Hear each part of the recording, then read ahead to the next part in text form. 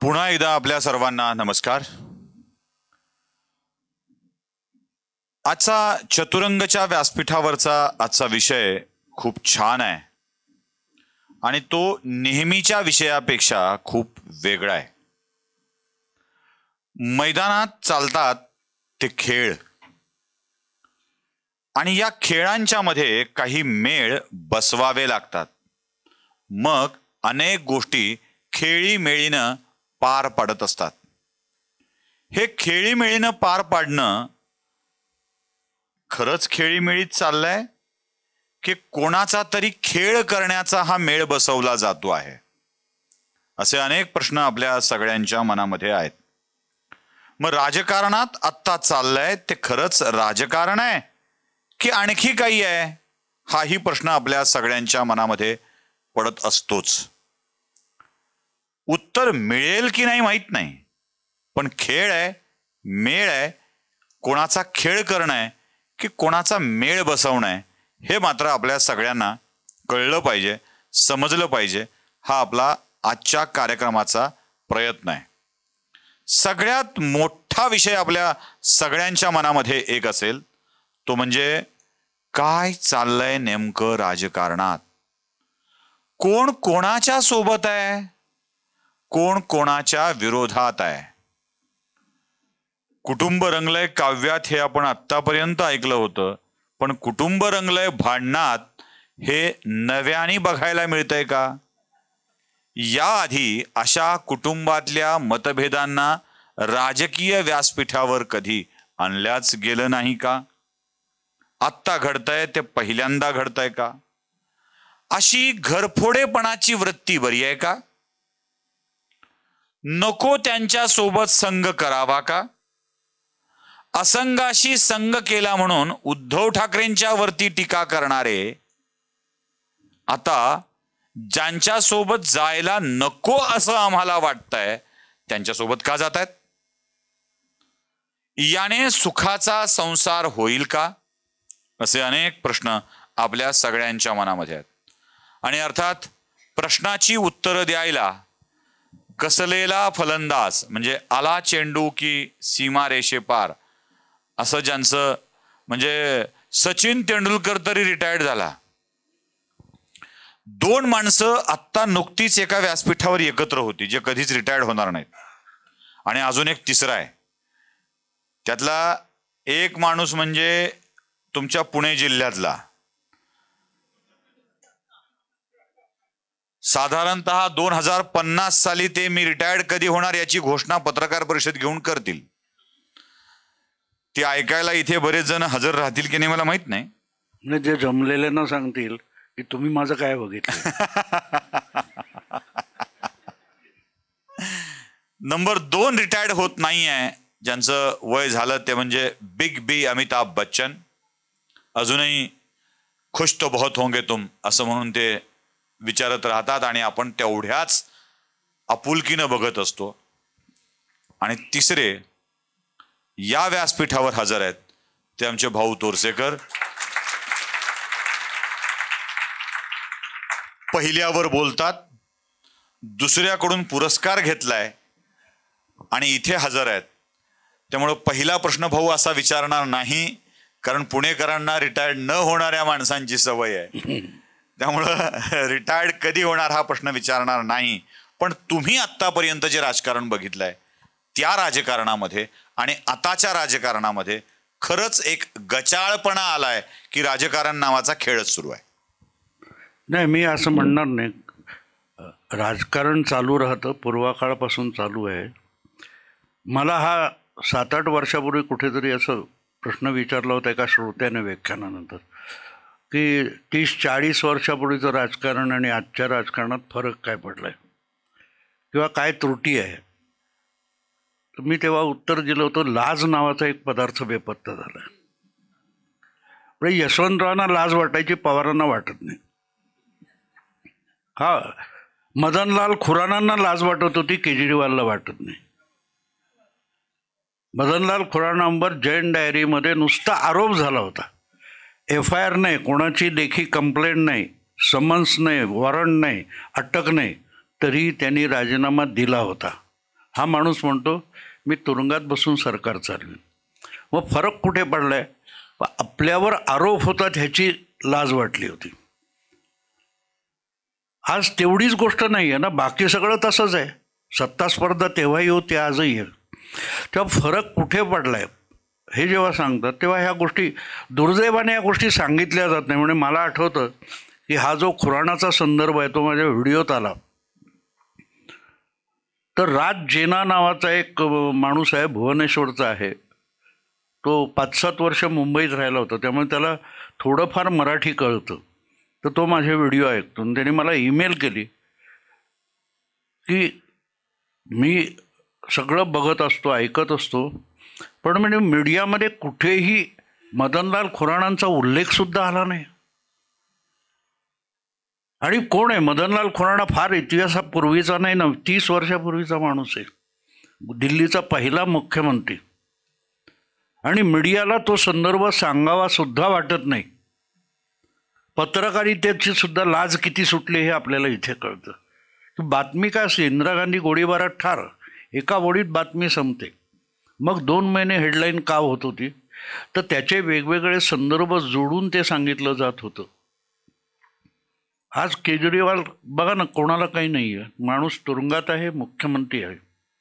आणि त्याच्याही पलीकडे जाऊन आपण बघितलं की हा महाराष्ट्र आहे, या महाराष्ट्रात आरोप होण्याची शक्यता आहे असं दिसल्यानंतर एका मुख्यमंत्र्याने आत्महत्या केली होती. त्याला हार्ट अटॅक आला होता. त्याचं नाव मारोतराव कन्नमवार. महाराष्ट्राचे दुसरे मुख्यमंत्री होते यशवंतराव दिल्लीला गेल्यानंतर डिफेन्स मिनिस्टर म्हणून. आणि तेव्हा अशी कुजबूज होती, कुजबूज, बाकी काय फॉर्म म्हणतो, कुजबूज होती की मारोतराव कन्नमवार यांच्या पत्नी परदेशातून परत आल्या तेव्हा त्यांनी त्या काळातलं मोठं एक गॅजेट म्हणजे ट्रान्झिस्टर आणला. त्या ट्रान्झिस्टरमध्ये हिरे होते लपवून आणलेले, अशी वदंता होती. आणि कोण हे नव्हतं, पत्रकारांमध्ये थोडी कुजबूज होती. पण आचार्य अत्रेंनी मराठामध्ये चौकट टाकली की उद्याच्या मराठामध्ये बॉम्बस्फोट. मुख्यमंत्र्याच्या पत्नीने ट्रान्झिस्टरमधून काय आणले? त्या रात्री मित्रांनो मारोतराव कन्नमवारांना हार्ट अटॅक आला. त्याला लाज म्हणतात. आज जे त्यांनी मला विचारलं आहे प्रश्न की इतक्या वर्षात बदललं काय, तर तेवढं झालं. आज तुम्हाला राजकारणात यायचं असेल, यशस्वी व्हायचं असेल, म्हणजे आजच्या लेवलला यशस्वी व्हायचं असेल तर तुम्हाला लाज सोडावी लागते, लाज सोडावी लागते. आणि ते बघतोय आपण, राजरोज बघतोय. आता याच्यात देखील त्यांनी जो आणखीन एक शब्द वापरला होता की असंगाशी संघ. तर असंगाची संघ हे रुटीन होतं, तेव्हा प्रसंगाशी संघ करावा लागतो. आजच्या परिस्थितीमध्ये काही वेळेला आपल्यालाही वाटेल की आपण ज्यांना चांगले मानतो, अमुक मानतो, ते कसा असंगाशी संघ करतात.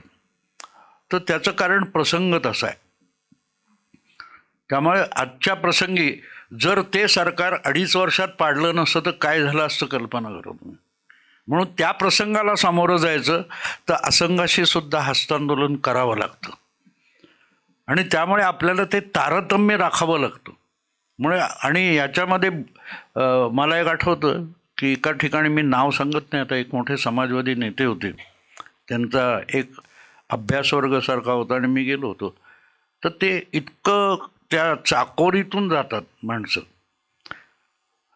की त्यांना मी असा प्रश्न विचारला की तुम्ही म्हणता की हे बिघडले, ते बिघडले, ते चूक आहे. म्हटलं दुधात पाणी घातलं की भेसळ होते, आपण मान्य करतो.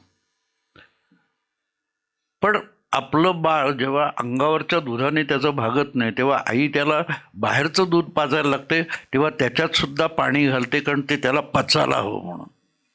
त्याला भेसळ म्हणायची का? ते म्हणाले भेसळ म्हटली पाहिजे, भेसळ ही भेसळ.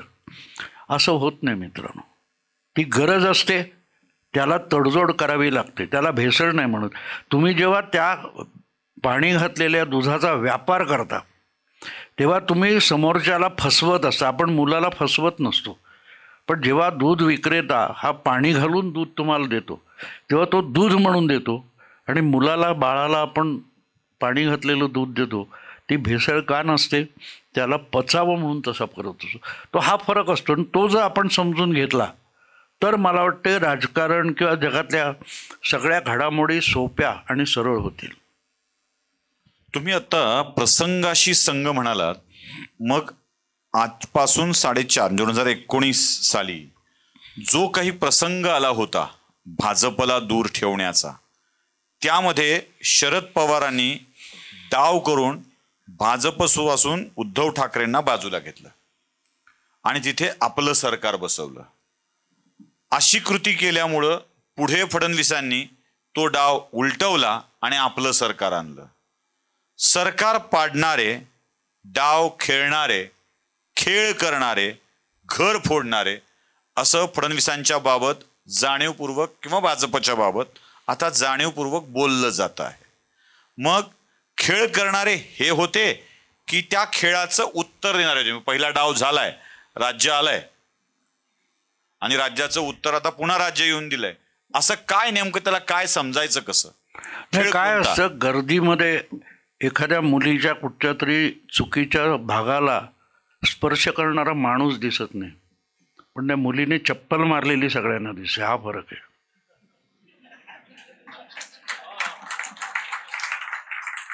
फरक आपल्याला, म्हणून मी म्हटलं तारतम्य ठेवलं पाहिजे. तारतम्य ठेवलं पाहिजे की हिने मला मारलं कारण ते दिसलं, पण त्या गर्दीमध्ये त्या माणसाचे हात खाली असतात आणि कुठल्या तरी अशा भागाला स्पर्श झाला किंवा केला तर तो दिसत नसतो. आणि त्यामुळे जे ठळकपणे मांडलं जातं हे परत फडणवीस घरफोडे आहेत असं म्हणणं सोपं आहे, पण हे ओरडून सांगितलं जातं. अन्यथा मला असं वाटत नाही की ह्याला घरफोडे म्हणतात. आणि पवारांनी असं काही केलं असं नाही. पवारांनी केलं तर तो मुरब्बीपणा असतो, मुत्सद्देगिरी असते. काय आमचा एक पंढरीनाथ सावंत म्हणून माझा सहकारी होता, ज्येष्ठ आहे अजून. तर तो एक फार गमतीशीर, तो मूळचा महाडचा, तो बानकोट एरियातला, आणि तो कुठलाही प्रसंग तो असा बानकोटी शैलीमध्ये मांडायचा. आमच्या लालबाग परळमध्ये सार्वजनिक कार्यक्रम असले की असा जो निवेदक असतो ते माईक समोर आलं की त्याला बोलणं आवरत नाही, आणि मग त्याची तो नक्कल करताना सांगायचा की एवढं बोलून मी माझं भाषण संपवतो आणि पुढे बोलायला सुरुवात करतो.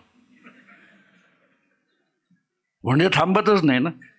तर शरद पवारांचं तसं आहे, ते आजवरच्या चुका कबूल करतात आणि नव्या चुका करायला सुरुवात करतात. आता बघा, तुम्ही बघताय किती 40 वर्षाच्या चुका, 5 वर्षाच्या चुका, सुधारणं चालू आहे.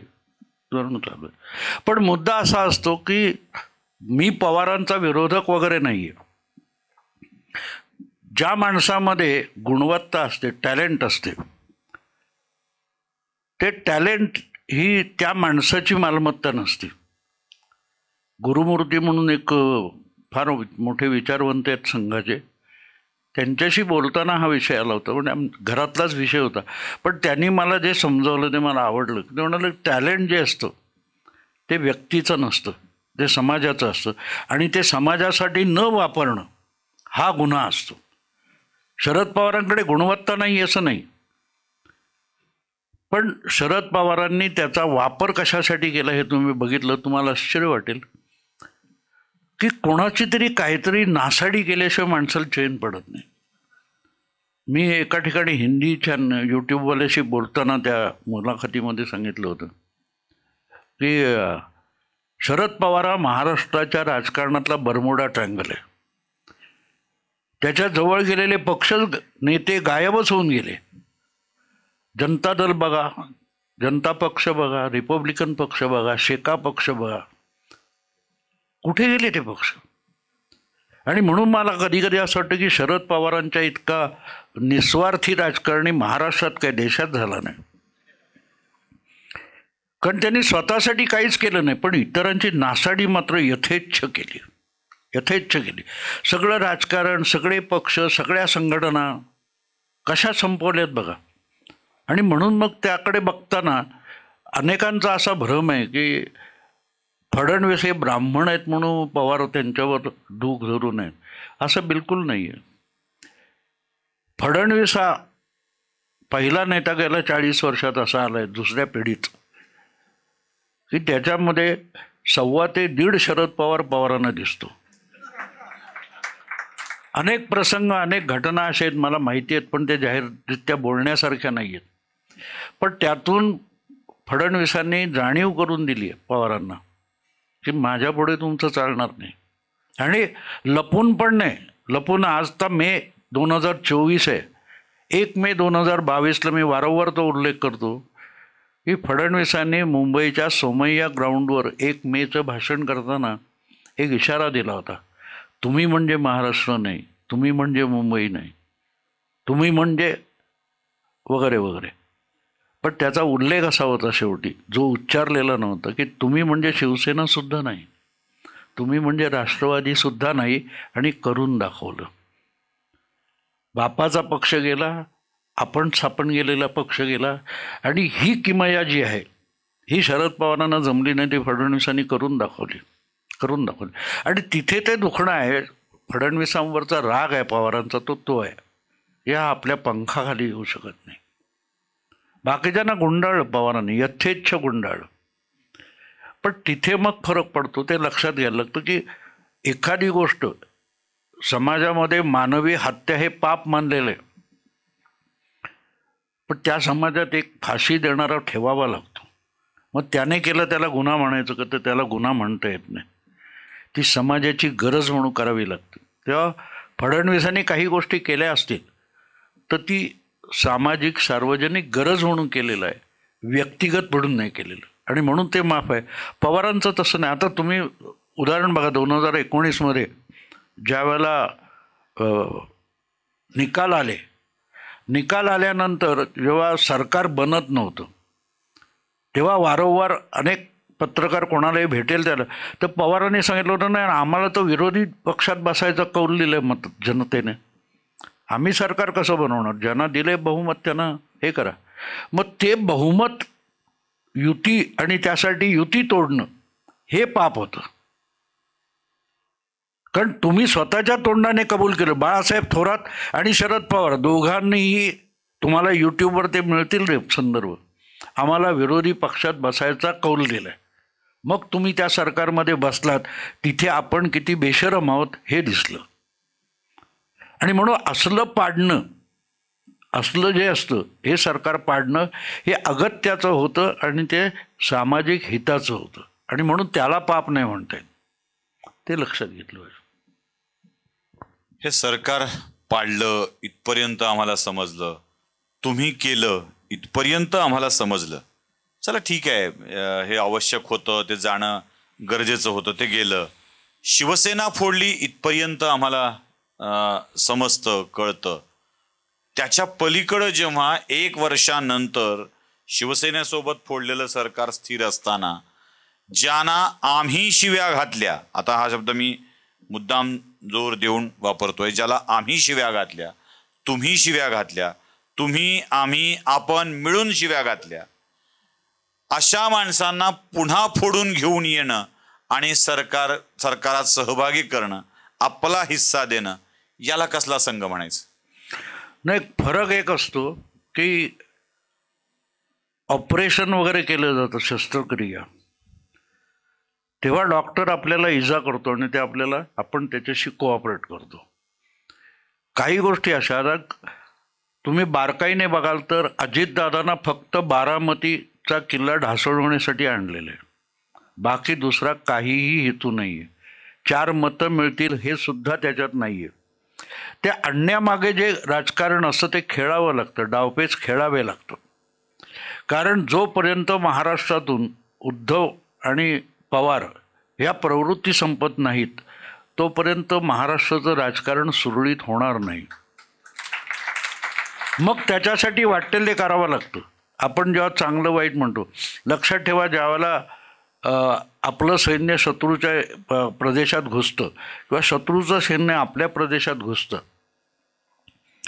त्यावेळेला आपण उभारलेलं इन्फ्रास्ट्रक्चर त्याला उपयोगी पडू नये म्हणून ते बॉम्बने पूल वगैरे आपणच उडवतो. तेव्हा आपण तुम्ही म्हणता ना आम्ही शिव्या घातल्या, बरोबर आहे, त्यातून सदिच्छा निर्माण केल्या, तर त्याचं कारण ते आहे. आणि हे 2 वर्ष आधीपासून माझे व्हिडिओ जे बघत असतील त्यांना 2 वर्ष आधीपासून मी सातत्याने सांगत होतो की बारामतीला सुरुंग लावला जाणार. आणि बारामतीला सुरुंग लावला जाणार हे मला कोणी बातमी आणून दिलेली नव्हती. काही असतं माहिती का मित्रांनो, की तुमच्याकडे सिग्नल येत असतात, ते तुम्हाला रिसीव्ह करता आले पाहिजेत. मी 2 वर्षापूर्वी अमित शहाचा एक इंटरव्ह्यू बघितला होता. प्रश्न साधा होता. आणि अमित शहा, तुम्हाला माहिती आहे अमित शहा हा आता बरेचसे माझ्याच वयाचे लोक बसले, त्यांना टेलिग्राम किंवा तार म्हणजे काय माहिती आहे. ते तार म्हणजे काय असायचं की कमीत कमी शब्दात कम्युनिकेट करावं लागायचं. मदर सिरियस स्टार्ट इमिजिएट, संपली तार. म्हणजे निघ, तू आहेस तसा निघ, किंवा आई अगदी गमे वगैरे वगैरे. अमित शहा तसे बोलतात. ते शरद पवार आपलं नरेंद्र मोदींसारखे आगळपगळ बोलत नाहीत, अतिशय शॉर्ट. तर त्यांना कोणीतरी विचारलं होतं, इंटरव्ह्यू कुठला आहे मला आठवत नाही होतं, पण त्यात त्यांनी विचारलं की तुम्ही बारामतीमध्ये पवारांना हरवण्याबाबतीत सिरियस आहात का? ते म्हणाले बिलकुल, अमेठी के बाद बारामती, एक के बाद बी आता है ना. संपलं. पुढे वाक्य वाढलं नाही. मला ते वाक्य खटकलं की हा माणूस असा का बोललाय. आणि मग बारामती ढासळू शकते का याचा जेव्हा विचार करत गेलो मी, आणि मी त्याच्यामध्ये संदर्भ शोधत राहतो. मग तुम्हाला ते आठवेल की निर्मला सीताराम वगैरे यांच्या वगैरे त्या भागातल्या फेऱ्या वाढल्या, बावनकुळे 2-2दा 3-3दा, फडणवीस, ते तेव्हा मला वाटलं हे सिरियस चालू आहे. आणि दुसरी गोष्ट अशी होती की ज्या दिवशी निवडणूक आयोगाने निकाल दिला की एकनाथ शिंदे यांची शिवसेना खरी शिवसेना आहे, मग सगळा पक्ष पळवला, बापाचा पक्ष पळवला, बाप चोरला, ते रडगाणं सुरू झालं. तेव्हा मी एक व्हिडिओ केला होता. ते साधारण 7-1 दिवस गेले, मी ऐकत होतो, बघत होतो. मी एक व्हिडिओ केला होता की पक्ष चोरला असेल, पळवला, मोडला, काय जे काय आहे ते शिवसेनेचं किंवा उद्धव ठाकरेंचं आहे, तर सुप्रियाताई का रडतायत एवढं अगदी ऊर बडवून? आपला भाऊ बापाचा पक्ष पळवेल अशी भीती वाटते का? मला वाटतं 19 मे 2023चा माझा व्हिडिओ आहे, 19, 20, 22 असेल, पण ते खरं होतं. आणि बघितलं तुम्ही पुढे काय झालं. तर हे सिग्नल असतात, हे सिग्नल असतात, आणि ते सिग्नल पकडून पुढे जावं लागतं. तेव्हा पक्ष फोडला म्हणणं बरोबर नाही आहे. मुद्दा असा असतो की साध्य काय करायचं आहे, आणि त्या साध्य करत असताना तुम्हाला अतिशय गैर लागू. आता तुम्हाला इथे बसून ज्यावेळेला तो कॅनडाचा पंतप्रधान म्हणतो की तुम्हीच आमचे ते 2 सुखाकोण आणि त्याला मारले, खरं आहे ते, पण कागद पुरावा दे म्हणून सांगतात ना, पुरावा दे म्हणून सांगतात. तर जे कायद्याने होत नाही ते कायद्याच्या पलीकडे जाऊन करावं लागतं. हेतू चांगला असला पाहिजे, वाईट हेतूने आणि चांगल्या हेतूने. हे जर बघितलं तर चांगलं आणि वाईट संदर्भाने होतं, ज्याचे परिणाम चांगले आहेत ते चांगलं असतं.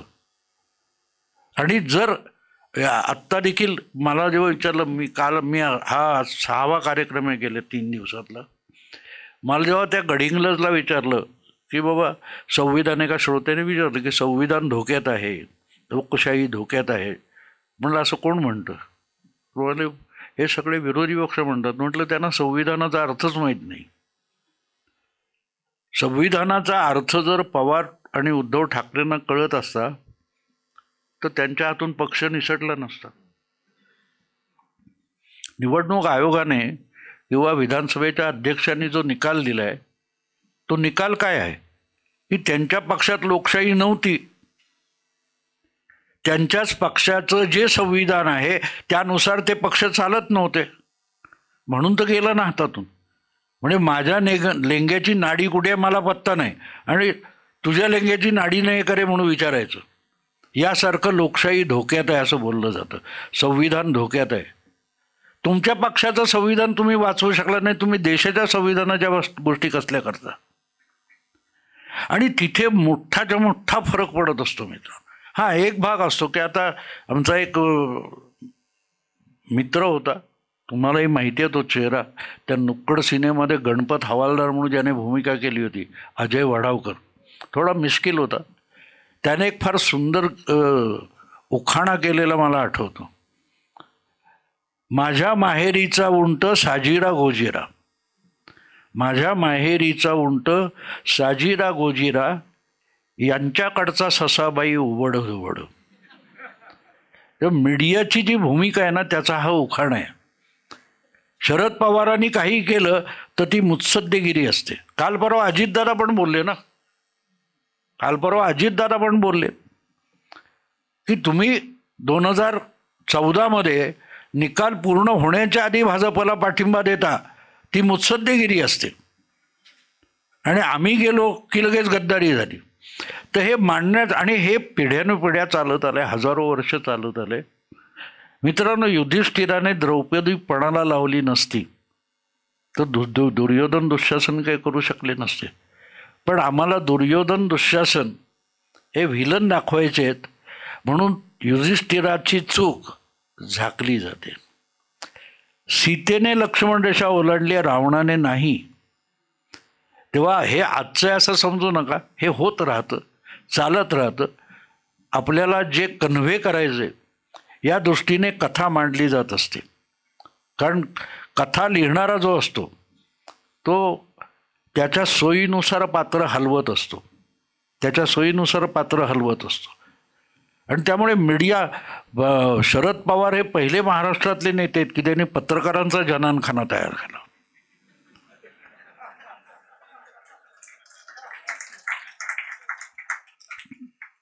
मुद्दा तो आहे ना. त्यामुळे हे तुमच्यासमोर तसं मांडलं जातं, त्याच्यावर चर्चा केली जाते. पण सुदैव काँग्रेसने, मी असं नेहमी म्हणतो की काँग्रेसने जर 70 वर्षात केलेलं सर्वात उत्तम काम काय असेल तर त्यांनी या देशातल्या बहुसंख्य लोकांना तुलनेने अज्ञानी ठेवले. देशात न्यूज चॅनेल बघणारे, टी व्ही बघणाऱ्या जेवढे लोक आहेत त्याच्यात फक्त 2% लोक न्यूज चॅनेल बघतात. हे केवढे उपकार आहेत आपल्यावर. आणि त्यामुळे यांनी जो अजेंडा किंवा नॅरेटिव्ह पुढे केलेला असतो तो त्या लोकांपर्यंत जात नाही. म्हणूनच लोक आपल्या धोक्याने. आणि दुसरी गोष्ट आहे, तुम्ही 10 वर्षात जो मोठी गोष्ट काय झाली आहे तर मतदार हा अधिकाधिक मॅच्युअर होत गेला आणि राजकीय विश्लेषक आणि पॉलिटिशियन्स हे अधिकाधिक इमॅच्युअर किंवा ॲमॅच्युअर होत गेले. आणि हा माझा अनुभव आहे, तुम्हाला सांगतो. आत्ता गेल्या 10 दिवसामध्ये मला एका सेफॉलॉजिस्टचा 2दा फोन आला, नावाजलेला सेफॉलॉजिस्ट आहे, नाव सांगत नाही ते. तो म्हणला, भाऊ ये क्या हो गया, इतना वोटिंग कम क्यों हो गया. मी त्याला म्हटलं, तू सेफॉलॉजिस्ट आहेस, तू सांगायला पाहिजे. नाही नहीं आपका अलग तरीका है इसलिए पूछ रहा हूँ. त्याला म्हटलं, किसने कहा कि कम वोटिंग हुआ है. तरी तो युक्तिवाद करायला लागला. तर त्याला शेवटी म्हटलं की 2009 में कितना वोटिंग हुआ था. तो म्हणे याद नाही. म्हटलं एक्झॅक्टली, तू सेफॉलॉजिस्ट आहेस. म्हटलं 2009च्या तुलनेत यावरचं मतदान बघ, ते जवळजवळ 5% जास्त आहे. मग कमी कशावर म्हणणं. त्यांनी उल्लेख केला मगाशी, अमिताभ बच्चन आणि मी एका स्टेजवर होतो त्या दीनानाथ पुरस्काराच्या निमित्ताने, त्याचे फोटो वगैरे आले. माझ्या एका मित्राने मला फोन करून विचारलं की भाऊ तो तुझा फोटो बघितला. हो म्हटलं, तू असा असा कार्यक्रम होता. म्हणून तुझ्यापेक्षा अमिताभ किती उंच आहे. काहीच नाही रे म्हणाला. म्हटलं काय सांगतोस. म्हणजे मी पण डचकला, असं काय बोलतोय. आणि नंतर नाही म्हणून फोटो बघ. मी खरंच फोटो बघितला तर हार्डली 1-1.5 इंचाचा फरक असेल. 1-1.5 इंचाच्या फरकाने कोणी उंच आणि बुटका होत नाही. पण आपल्या डोक्यात अमिताभ बच्चन हा लंबू सिनेमा स्टार आहे हे इतकं डोक्यात आहे की आपण ते गृहीत धरलं. आणि मी पण धरलो होतो. मी तो फोटो बघितला तेव्हा माझ्या लक्षात आलं की खरंच नाही आहे. पण मुद्दा असा आहे की संदर्भ लागतो. मी बुटका का आहे तर अमिताभ उंच आहे म्हणून. म्हणून तुम्ही आज मतदान कमी झालं म्हणता तर हा नॅरेटिव्ह आहे, ती वस्तुस्थिती नाही आहे. हे तुमच्या डोक्यात घालण्याचा प्रयत्न आहे की बघा तुम्ही म्हणता पण मतदान कमी झालं तर सरकारच्या विरुद्ध मत जातं. हे पुढचे पुढचे पुढचे टप्पे. पण मुळात राईचा पर्वत करायचं तर राई तरी असायला पाहिजे, ती नाही आहे. मग जेव्हा त्याला सांगितलं तेव्हा त्याचा दुसऱ्या दिवशी फोन आला, यार आप तो बिलकुल सही बोल रहे हो. म्हटलं हे म्हणजे एक सेफॉलॉजिस्ट पण फसतो त्याच्यामध्ये. त्यामुळे सांगण्याचा हेतू असा की अशा रीतीने जे काय म्हणतात पवारांनी किंवा काँग्रेसची जी इकोसिस्टीम तयार झालेली आहे, ती बदलायला वेळ लागतो. मोदींनी ती पहिली डिमॉरलाइज करून टाकलेली आहे, डिफ्यूज करून टाकलेली आहे, ती बदलायला वेळ लागणार आहे. त्यामुळे हे असं बोललं जाणार. आत्ता बघा दोन सांगतो मी, त्याला आणखीन एक गंमत सांगितली मी. काय होतंय मध्ये म्हटलं की अनेक लोकांनी मला आता 2-3 दिवसाच्या कार्यक्रमात पण तोच प्रश्न विचारला की मतदान कमी होतंय, त्याचा काय विपरीत परिणाम नाही ना होणार. तर म्हटलं सगळ्यात पहिलं मोदींनी केलेला गुन्हा काय असेल की गेल्या 10 वर्षामध्ये लक्षावधी अर्थशास्त्रज्ञ, लक्षावधी सेफॉलॉजिस्ट, जगातलं सगळं करणारे लाखो लोक तयार झालेत. आणि त्यामुळे क्रिकेटची ॲनॉलॉजी मला वापरावीशी वाटते की तो गावस्कर, तो विराट कोहली, तो सचिन तेंडुलकर वगैरे असतात ना, ते क्रिकेटमधलं त्यांना काही कळत नाही. ते स्टेडियम भोवती बसलेले असतात ना, त्यांना सगळं माहिती आहे कशाला बॅटमध्ये घालायची. किती सहजगत्या बोलतो ना आपण. अरे 1.5 सेकंदात त्याच्या अंगावर बॉल येतो, 1.5 सेकंदात. आम्ही ते सेफ घरात बसलोय बघत, बॅटमध्ये घालायला नको होते. तर तो फरक आपण लक्षात घ्यावा लागतो की आता गंमत. आणि एकाला मी तर काल गडिंग्लजमध्ये एकाला मी तेच सुनावलं की मतदान कमी होतं असं वाटतं, हरकत नाही म्हटलं. तुम्हाला कमी होतं वाटेल, तुम्ही स्वतःला हिंदुत्ववादी वगैरे म्हणवता. तर म्हटलं तो राम सेतू जो उभा राहिला असं म्हणतात, त्याच्यात खारीचा वाटा नावाचा एक शब्द आपण सातत्याने ऐकतो. त्या खारीने रामाला सांगायचं का की तिकडे बघ जरा, बरोबर कमी दगड पडतायत.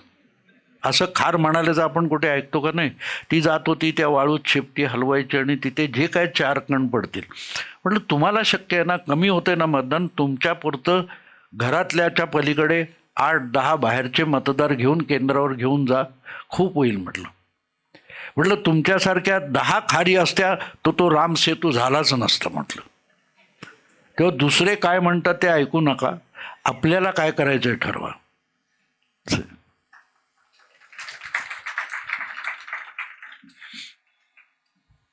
भाऊ, खरं तर या सगळ्या विषयानंतर अनेक प्रश्न आमच्या मनात निर्माण होतात. काय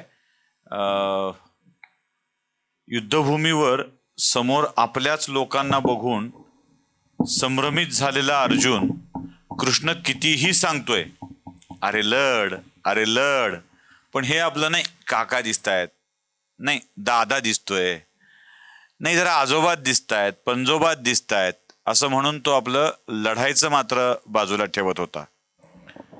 तशी मी मगाशी म्हणाल्याप्रमाणे फार चिकित्सा करणाऱ्या माणसांची अवस्था संभ्रमित असते आणि संभ्रमित झालेली माणसं फार काय करू शकत नाहीत. त्यामुळं आजच्या कार्यक्रमात हे संभ्रम दूर करायचं असं ठरवलंय. भाऊ, बाकी सगळं ठीक आहे हो, पण लोकाची अशी पक्ष फोडायची, ती त्यांची व्यक्तिगत पक्ष असतात म्हणे, म्हणजे उद्धव ठाकरेंची शिवसेना, पवारांचा राष्ट्रवादी किंवा ममताची तृणमूल काँग्रेस, ही अशी अमक्याची तमकी, तमक्याची बाबड्या, अमक्याची पिंकी असं म्हटल्यासारखं हे सगळं यांची पक्ष ती फोडायची म्हणजे लोकशाही विरुद्ध कृत्य आहे का? त्याला कशाला लोकशाही म्हणायचं? दुसऱ्याची पक्ष फोडण्याला लोकशाही म्हणायचं की व्यक्तिगत मालकीची पक्ष जनतेच्या मालकीची करणाऱ्या लोकशाही म्हणायचं कशाला? नाही, लोकशाहीची व्याख्या फार मोठी आहे. तुम्ही जी लोकशाहीची व्याख्या केली आहे त्यानुसार इतरांना वागावं लागतं. गेल्या 70 वर्षांमध्ये लोकशाहीची व्याख्या कशी केली? मला आठवतं 1999 ज्यावेळेला लोकसभा विधानसभा निवडणुका एकत्र झाल्या तेव्हा शिवसेना भाजप युतीला काहीतरी 122 का अशा जागा मिळाल्या होत्या, बहुमताच्यापेक्षा कमी होत्या. आणि मग पवार वेगळे झालेले असले तरी त्यांनी काँग्रेसबरोबर साटलोटं केलं, अपक्ष सगळे एकत्र आले आणि भाजपला किंवा हिंदुत्ववाद्यांना सत्तेबाहेर बसवायचं म्हणून जे काय साटोलोटं तयार झालं आणि जे सरकार तयार झालं होतं जे पुढे 15 वर्ष चाललं, तेव्हा सभापती म्हणून अरुण गुजरातींची निवड करण्यात आली होती. आणि एका पत्रकार परिषदेत अरुण गुजरातींनी दिलेलं उत्तर ही आजची लोकशाही आहे. लोकशाहीची मूळ कल्पना बाजूला ठेवा. लोकशाहीची अरुण गुजरातींनी 99 साली म्हणजे 25 वर्षापूर्वी जी कल्पना सांगितली त्यानुसार आजचं बरोबर चाललेलं आहे. ते म्हणाले होते, आपल्या लोकशाहीमध्ये, लक्षात घ्या हे अरुण गुजरातींचं वाक्य माझं नाही, आपल्या लोकशाहीमध्ये 51 म्हणजे 100 असतात आणि 49 म्हणजे 0 असतात. मग त्या लोकशाहीनुसार खेळायचं असेल तर 51 जमवायचे, 49 उरतील त्यांना 0 करून टाकायचे. हे जर शरद पवारांनी केलं असेल आणि महाविकास आघाडी बनवली असेल तर महायुतीला 51 होणं आवश्यक होतं. तत्व बाजूला राहतात, आकड्यांची लोकशाही झाली. आमच्याकडे 51% आहेत, त्या लोकशाहीनुसार जायला पाहिजे ना, नाहीतर तुम्ही त्यांना हरवणार कसे?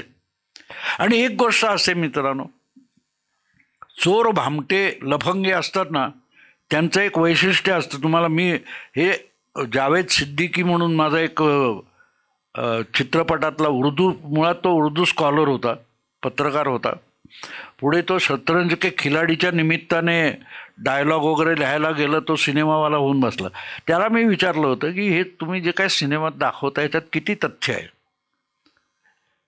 तर ह्या गोष्टी आपल्याला छोट्या छोट्या वाटतात, पण त्या ज्या पद्धतीत मांडलेल्या असतात तुम्हाला त्या पद्धतीत जावं लागतं, त्या पद्धतीत जावं लागतं.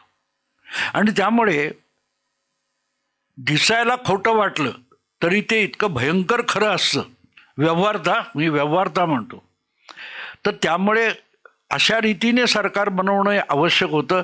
आणि हे सगळं बहुमत असताना सुद्धा अजितदादांना फोडणं अगत्याचं होतं. मी तुम्हाला पहिल्यांदाच सांगितलं की त्यामागे फक्त बारामती पाडणं हे आवश्यक आहे. मी तुम्हाला उदाहरण देतो हे चांगलं का आहे. 2001 मध्ये नरेंद्र मोदी गुजरातचे मुख्यमंत्री झाले. त्यांच्यावर जबाबदारी होती की भाजप हा पक्ष त्याच्यात सेटल करणं, परत सुसंघटित करणं आणि गुजरातचं राजकारण प्रस्थापित म्हणजे स्टेबल करणं, नियमित करणं, सुरळीत करणं. त्यावेळचे भाजपचे कोण नेते तुम्हाला आठवतात तरी? काशीराम राणा आठवतो कोणाला? शंकरसिंग बाघेला आठवतो कोणाला? केशुभाई पटेल आठवतो कोणाला? कोण नेते होते? आज गुजरातचा मुख्यमंत्री कोण यातल्या 5 लोकांना सांगता येणार नाही नाव, पण गुजरात स्मूथली चाललेलं आहे. गुजरात स्मूथली चाललेलं आहे, काही प्रॉब्लेम नाही आहे, विकास करतोय, सगळं व्यवस्थित चाललंय.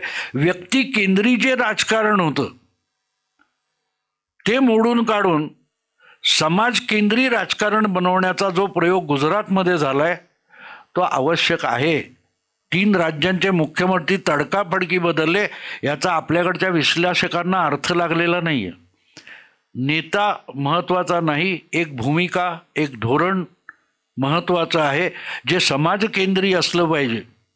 आणि त्याचा सगळ्यात यशस्वी एका दिवसात त्यांनी, तुम्हाला आठवत असेल 2022च्या निवडणुका झाल्या, त्याच्या 1 वर्ष आधी जे सरकार बदलण्यात आलं त्यामध्ये मुख्यमंत्र्यापासून मंत्र्यापर्यंत कोणीही पूर्वी मंत्री सुद्धा नव्हता. आणि ते भूपिंदर पटेल तो मुख्यमंत्री झाला, तो तर पहिल्या पोटनिवडणुकीत निवडून आलेला आमदार होता. पण तरी गुजरातमध्ये परत निवडणुका जिंकल्या, काम व्यवस्थित चालू आहे. ते महाराष्ट्रात होणं आवश्यक आहे मित्रांनो. नेपोलियनचं फार सुंदर वाक्य आहे की युद्धभूमी हा कंटिन्युअस केऑस असतो म्हणतो तो, अराजक असतं. त्यामध्ये आपल्या लोकांना शिस्तीच्या चाकोरीत ठेवून पलीकडच्यांवर जो नियंत्रण मिळवतो तो विजेता असतो. हा मोदी आहे मित्रांनो, हा मोदी आहे ज्याचं वर्णन नेपोलियनने करून ठेवले. नाही तर अराजक चालू आहे. कुठच्या तरी बेरजा करायच्या, आज एकत्र आले, उद्या तिकडे गेले आणि त्याच्यावर जमणे. परत मग तुम्ही म्हणाल तो नितीश कुमार घ्या. तो नितीश कुमार हा इतका वेळ इकडे तिकडे करतोय, त्याची क्रेडिबिलिटी संपवण्यासाठी त्याला परत आणलंय, हे लक्षात घ्या. पलटूराम कोण आहे? नितीश कुमार.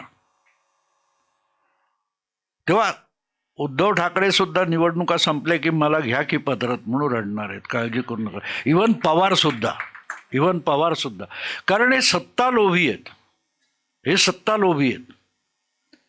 त्यांना सत्तेसाठी ते वाटेल ते करू शकतात, तेव्हा त्यांना डिस्क्रेडिट केल्याशिवाय आपल्या देशामध्ये एक स्मूथ राजकारण येणार नाही. आणि लक्षात घ्या मित्रांनो की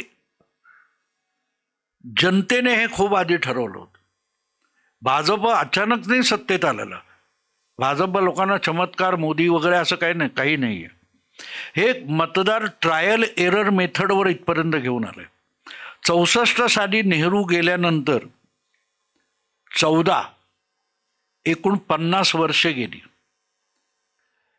काँग्रेस हटवायची आणि पर्यायी पक्ष आणायचा पर्यायी पक्ष नव्हता. भाजपवाल्यांनी संघाने प्रयत्न केले, पण एलिमिनेट करत करत हा शेवटचा पक्ष, याला आता बहुमतात आणायचा, याला पर्यायी काँग्रेस बनवायचं, हे मतदाराने ठरवलं होतं. आणि त्याची सगळं ट्रायल एरर मेथडवर 67 पहिल्यांदा मोठ्या आघाड्या झाल्या. 9 राज्यामध्ये काँग्रेसला आघाडी सरकारांनी हलवलं होतं. 77 4 पक्ष एकत्र येऊन जनता पक्ष तयार झाला, परत तो फुटला. होत होत होत होत करत कुठपर्यंत आलं बघा. 7 लोकसभा निवडणुकांनंतर सिंगल पार्टी मेजॉरिटी आली आणि 7 लोकसभा निवडणुकांमध्ये एका आघाडीला सुद्धा बहुमत मिळवता येत नव्हतं. त्या पार्श्वभूमीवर 2014 मोदींनी बहुमत मिळवलं. तर त्यामागे जेवढं मोदींचा करिश्मा आहे तितकी जनतेची इच्छाशक्ती होती. 14 नकारात्मक मतांवर मोदी पंतप्रधान झाले, 2019 सकारात्मक मतांवर झाले. आणि आज परिस्थिती काय आली आहे की मोदींना पंतप्रधान व्हायची हौस नाही आहे. तुमची आमची अगतिकता आणि गरज आहे की मोदी पंतप्रधान झालं पाहिजे. माणसाने किती राजकारण फिरवलं बघा. राजकारण नकारात्मकतेकडून सकारात्मकतेकडे कसं आणलं याचं विश्लेषण व्हायला पाहिजे, ते होत नाही आहे. आणि हे जे काय आटापेटा चाललंय ना, मला त्याच्यावर प्रयत्न चालू आहे. मी खरं पुस्तक लिहायचा विचार करतो की 1857 बंड आपलं मोडून काढलं गेलं. त्या 1857 नंतर एक रिअलायझेशन आलं की आता तोफा, तलवारी, बंदुका याच्यावर राजकारण हे होणार नाही. आणि 1857 नंतर जवळजवळ 28 वर्षांनी काँग्रेसची स्थापना झाली 1885. आणि बदल कसा झाला बघा की विचारांनी, भूमिकांनी, धोरणांनी ब्रिटिशांशी टक्कर द्यायला लागेल. ते होत होत 1947 उजाडलं.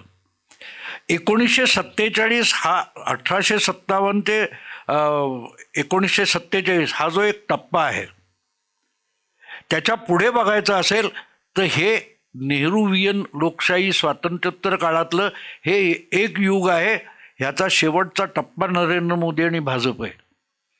तेव्हा मोदींना हरवणं हे किंवा भाजपला आज हरवणं हे अशक्य आहे.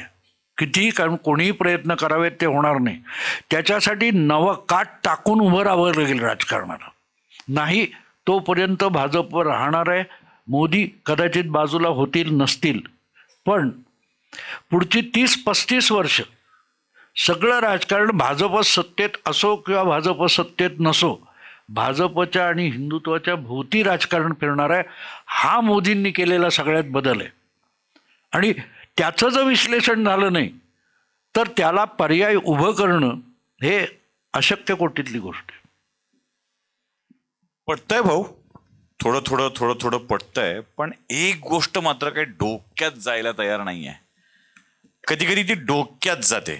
म्हणजे काही तुम्ही कितीही सांगा, काही करा, पण हे असं वाटत राहतं. हे करायचं म्हणून नितीशला आणलं, ते करायचं म्हणून अजित पवारला घेतलं, हे करायचं म्हणून हसन मुश्रीफला घेतलं. या सगळ्यांना घेतलं म्हणताना 2014 साली ज्या नकारात्मक वोटिंगवर आम्ही मतदान केलं होतं की हे नकोच, पिढा नको आमच्या मागं कोणाची, ही सगळी अशी भ्रष्ट माणसांची, आणि अशी अपेक्षा लोकांच्या मनामध्ये होती की हे भ्रष्ट सगळे तुरुंगात जातील.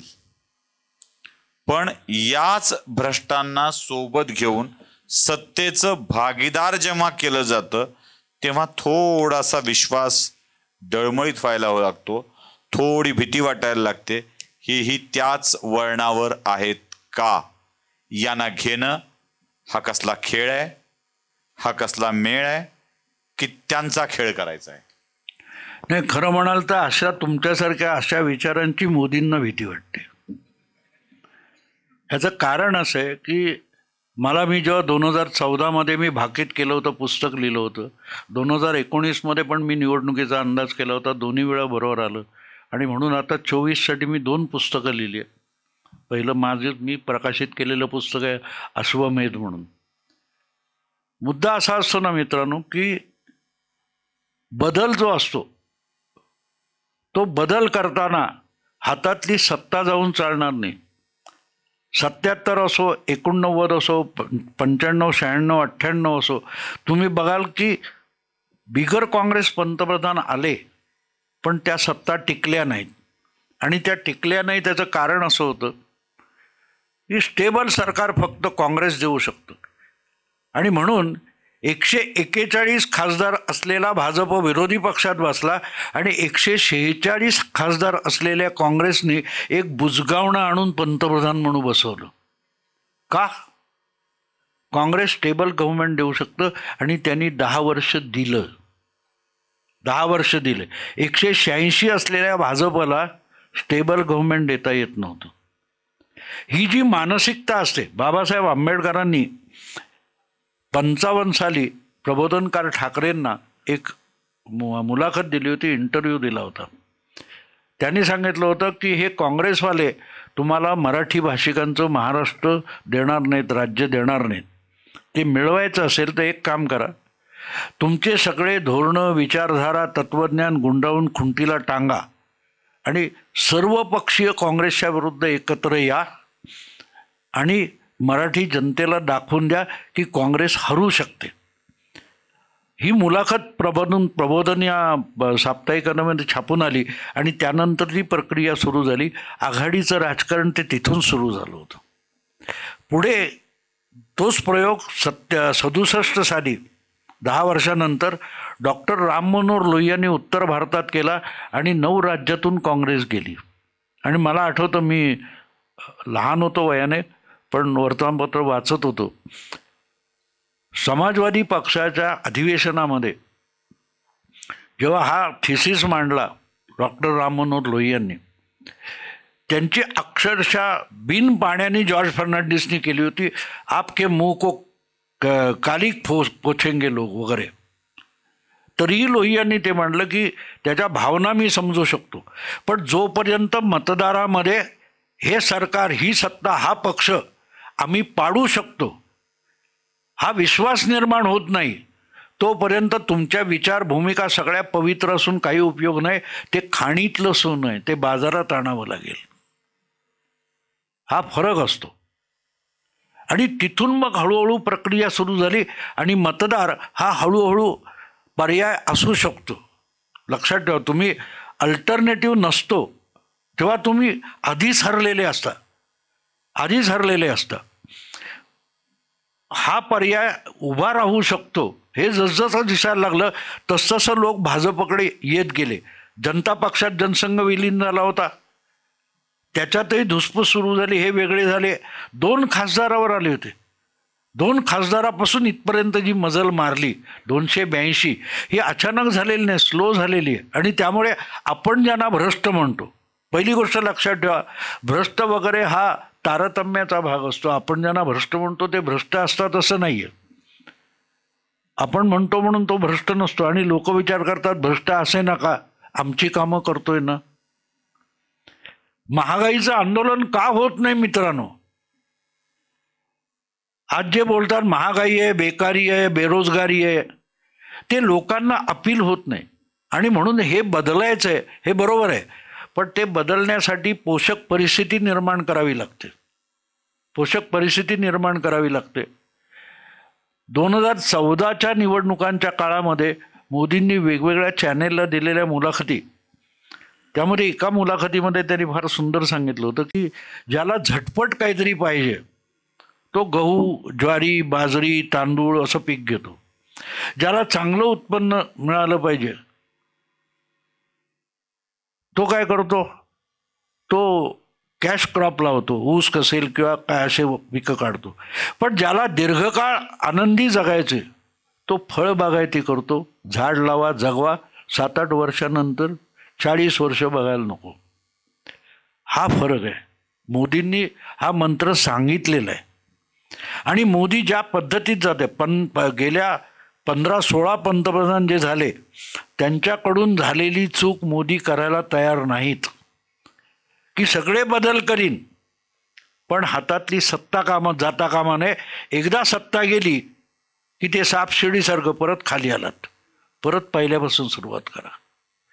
वाजपेयींचं सरकार गेलं, 10 वर्ष आणखी नाराजक झालं, तिथून निस्तरून आणलेलं आहे मित्रांनो.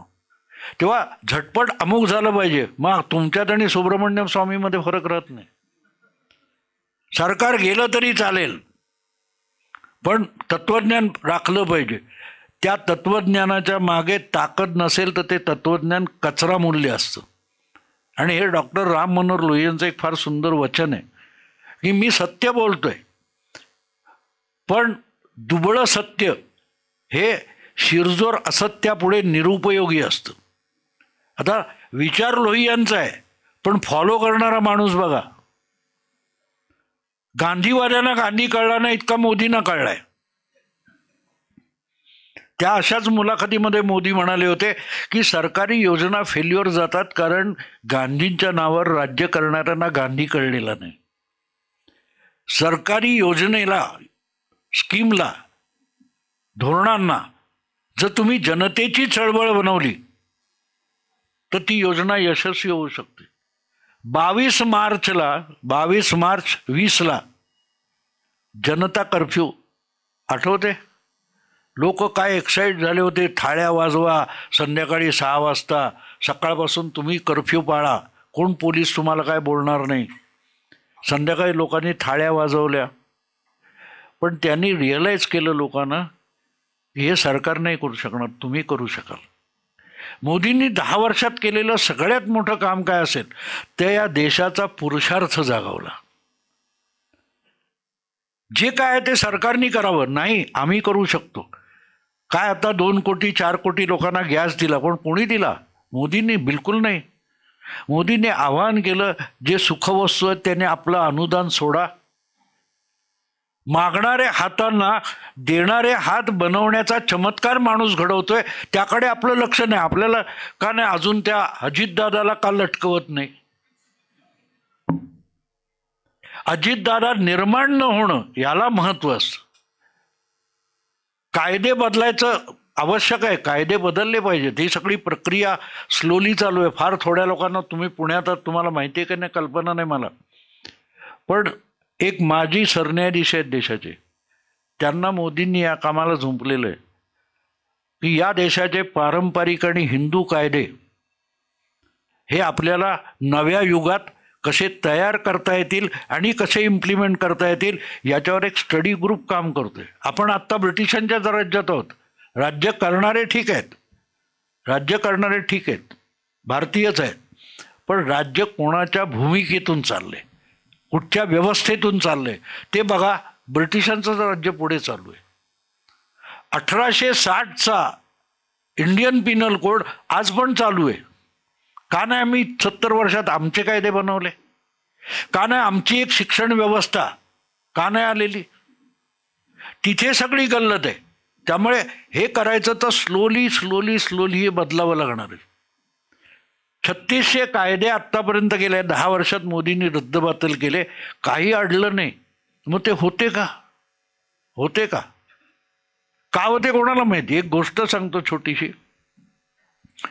एक राजा शिकारीला गेला होता आणि तो इतका एक्साइट झाला होता, नो.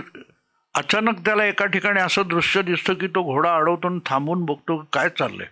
2 शिपाई खांद्यावर तलवार घेऊन गस्त करत असतात. तो इकडून तिकडे जातो, राजा बघतोय.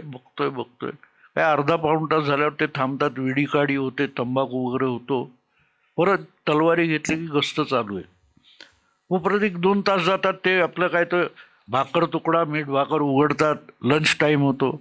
एक डुलकी काढतात, परत तलवारी घेऊन आपलं चालू आहे. 4-5 तास जातात, राजा शिकार विसरून जातो आणि शेवटी पुढे येऊन त्यांना विचारतो, ते लगेच मुजरा करतात. अरे काय करता इथे तुम्ही? म्हणा आम्ही गस्त करतो, आमची ड्युटी आहे. हे कसली ड्युटी आहे? हा इथे सिक्युरिटी लावली, टाईट सिक्युरिटी आहे, आमची ड्युटी आहे. म्हणे कशासाठी? इथे काय होणार नाही माहिती नाही. म्हणाल तुम्हाला पगार मिळतो? हो म्हणाल महाराज, आपल्याकडून तर पगार मिळतो.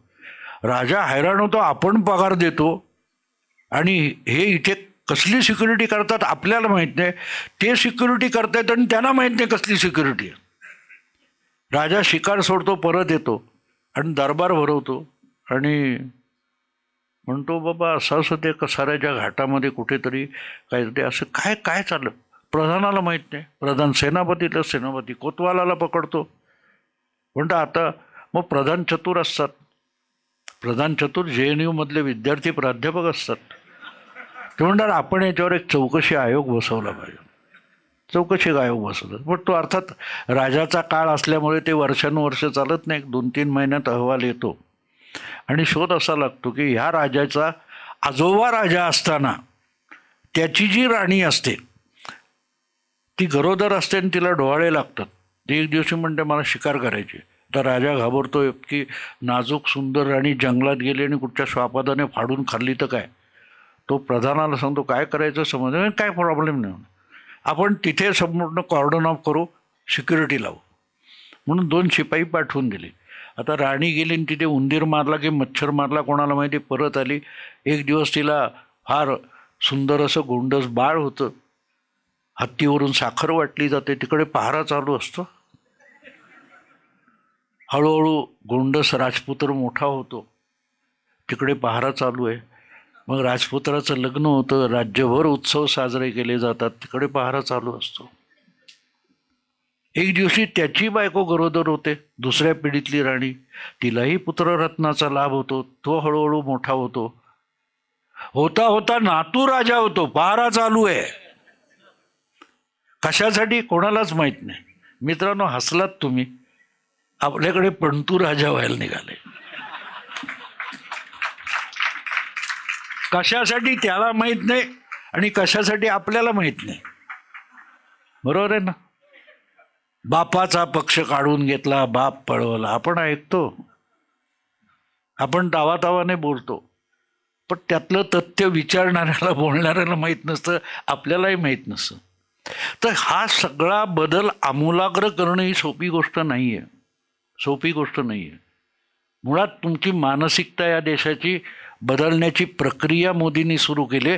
त्याच्यात ह्या बाकीच्या किरकोळ गोष्टी असतात, त्यांनाही सोबत घेऊन त्यांच्याही मानसिकतेला बदल करावा लागेल. हे फार महत्त्वाचं आहे, हे फार महत्त्वाचं आहे. नाही तर ते अवघड होत जातं. आणि म्हणून मोदींनी ज्या पद्धतीमध्ये हे कायदे बदलत, काही कायदे रद्दबातल केलेत, नवे कायदे आणण्याची प्रक्रिया सुरू आहे. म्हणून ते गंमत नाही बोलले की पुढच्या 5 वर्षामध्ये अधिक कठोर निर्णय होणार आहेत. मोदीचं नाव संजय मोदी नाही आहे, हे लक्षात घ्या. रोज सकाळी 9 वाजता येऊन कॅमेऱ्यासमोर ते नाही, तर ते सिग्नल देतात, तो आपण समजून घेतला पाहिजे. पुढच्या 5 वर्षामध्ये नरेंद्र राऊत पण नाही आहे. हां, तर त्यामुळे आमूलाग्र बदल जे करायचे आहेत, आमूलाग्र बदल, त्याच्यासाठी मग ते 400 पार किंवा 370 वगैरे जे आहे ते त्यातून आलेलं आहे.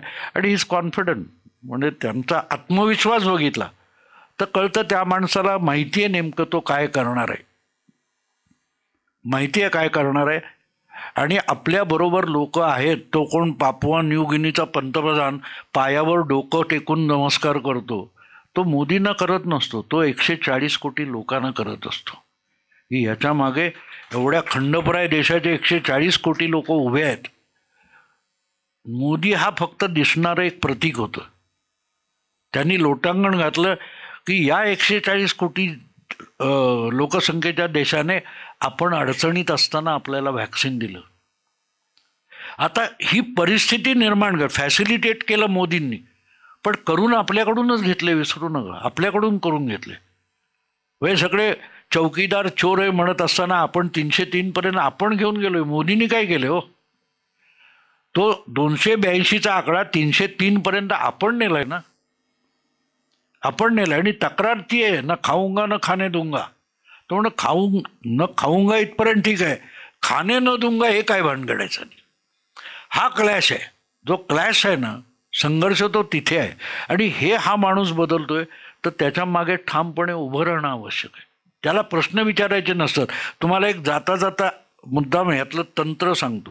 ते जे गलवान व्हॅलीमध्ये झालं, तर श्री खाजगीवाले म्हणून माझा मित्र आहे, तो ब्रिगेडियर रिटायर झाला आहे, तो ब्रिगेडियर आहे. त्याला म्हटलं हे बिन हत्याराचे असं कसं झालं म्हटलं. त्यांनी मला एक फार सुंदर गोष्ट सांगितली. तो म्हटला चिनी सैनिकांच्या पथकाने एक चूक केली. म्हटलं काय चूक केली. तुम्हाला त्यांनी तो सुभाष काहीतरी त्याचं काय होतं, सतीश बाबू मला वाटते, तो कर्नल सतीश बाबू, तो लोकल कमांडर होता, तो त्यात पहिला मारला गेला. तो म्हणे तो मारला गेला किंवा त्याला मारलं ही चूक होती. म्हटलं का. तो म्हणे हे जे लोकल लेव्हलवरचे त्या सैनिकांचं पथक असतं ते तुमचा जनरल दिल्लीत कोण बसलाय किंवा श्रीनगर त्याला किंमत देत नाहीत. त्यांच्या दृष्टीने तो कर्नल बाबू जो होता ही इज फायनल ऑथॉरिटी. आणि एकदा तो उरला नाही, मग ते म्हणे चौताळतात ज्या पद्धतीत मरो जिंको. आणि त्यांनी साध्या हाताने 44 चिनी सैनिक मारले. कारण त्यांना कंट्रोल करणारी ऑथॉरिटी उरली नव्हती. आणि he was supreme authority for them. तर मुद्दा हा असतो की आपला जर सेनापती आज आहे तर त्याला प्रश्न विचारू नका मित्र. तुम्हाला खात्री आहे ना तो योग्य रीतीने चाललाय, मग त्याच्यात त्याला तिथे ती जी शिस्त असते त्याच्यात उलटे प्रश्न विचारायचे नसतात. त्यांनी निर्णय घेतला, आपण करायचं. आणि तो बदल असतो. मग त्याच्यात आता अनेकदा मी दुसरा एक जुन्नरकर म्हणून माझा मित्र होता, त्या 71च्या युद्धात त्याने सांगितलं आम्हाला, त्यामुळे आम्ही त्या शक्करगड पाकिस्तानात घुसलो होतो. 3 दिवस म्हणाला, 3 दिवस त्यांना जी ऑर्डर असते तिथलं पाणी पण प्यायचं नाही कारण विष वगैरे टाकून गेलेले असतील. तर म्हणाला त्या ऊसाचा रस काढून त्याच्यात भात शिजवायचा, त्याच्यातच गव्हाचं पीठ हे करून त्याच्याच पोळ्या चपात्या काय ते करायच्या. 3 दिवसानंतर आर्मीचे लोक आले, केमिस्ट, आणि त्यांनी चेक केल्यानंतर मग तिथलं पाणी प्यायला सुरुवात केली. पण मुद्दा असा की 3 दिवस ते पाणी नाही, सगळं ऊसाच्या रसात चाललं होतं. ते काय ऐकत होते. तसं असतं. त्यात तुम्ही आपलं डोकं नाही वापरायचं. तो आत्ता सेनापती आपण केलेला आहे, त्या सेनापतीचं ऐकलं, पण त्याला माहिती आहे तो काय करतोय. आणि दुसरी गोष्ट त्यांनी म्हणाले, आम्हाला ते बंकर्स बांधायसाठी जे साहित्य अपुरं पडलं की आम्ही त्यांचे सरळ रणगाडे लावतो, घरं पाडतो, त्यांच्या खिडक्या दारं आमच्या बंकर्ससाठी वापरतो. अजितदादा कोण आहे मित्रांनो. आता हे तुम्हाला अमित शहानी बोललं तर मग रणनीती उरत नाही. रणनीती जी सांगितली नाही जात आणि नंतर कळते ती रणनीती असते. ती रणनीती. तुम्हाला माहिती आहे बालाकोटच्या हल्ल्यात काय झालं होतं. 5 हवाई तळावरून ती विमानं उडवण्यात आली आणि त्यातल्या 4 लोकांचं काम होतं त्यांची जेवढी रडार्स आहेत ती एंगेज करायची.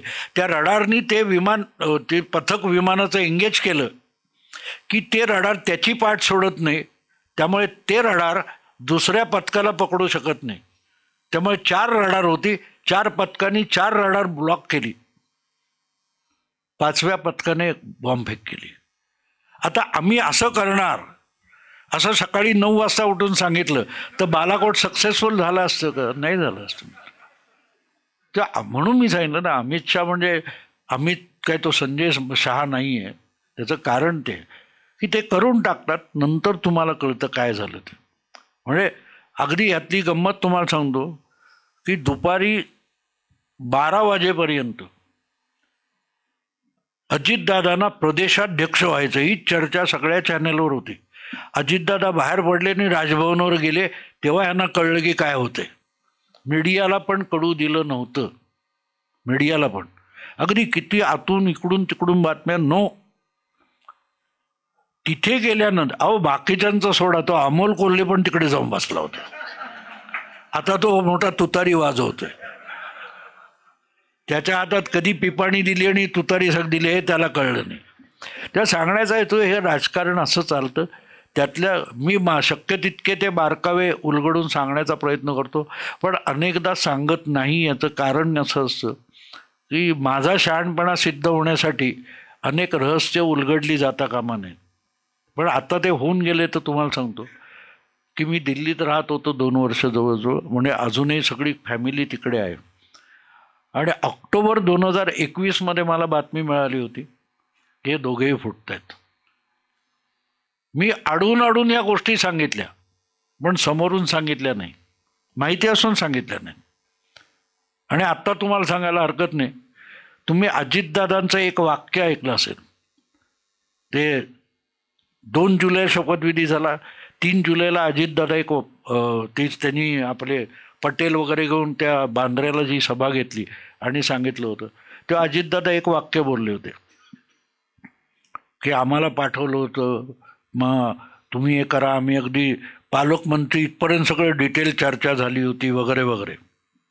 आणि तेव्हा अजितदादा एक वाक्य बोलले, त्याच्यावर खरं तर मीडियामध्ये गहजब व्हायला पाहिजे होता, चर्चा डिबेट व्हायला पाहिजे. ते म्हणाले तेव्हा एकनाथ शिंदेचा शपथविधी सुद्धा झाला नव्हता. बरोबर आहे ना? कारण एकनाथ शिंदे आणि अजितदादा ह्या दोघांनाही एकाच वेळेला ऑफर होती, पहिला येईल तो मुख्यमंत्री.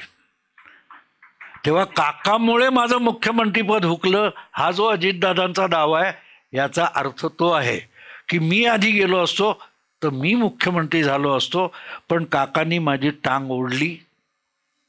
हे मला ऑक्टोबर 21 कळलेली माहिती होती, पण मी कारण ती बोलायची नसते. आपल्याला विश्वासू लोक सांगतात, कारण मला ज्याच्याकडून कळली होती मी ते बोललो असतो कुठे, तर कोणाकडून मला कळली हे कळलं असतं, पण मी ते बोललो नाही. त्याची गरजही नव्हती.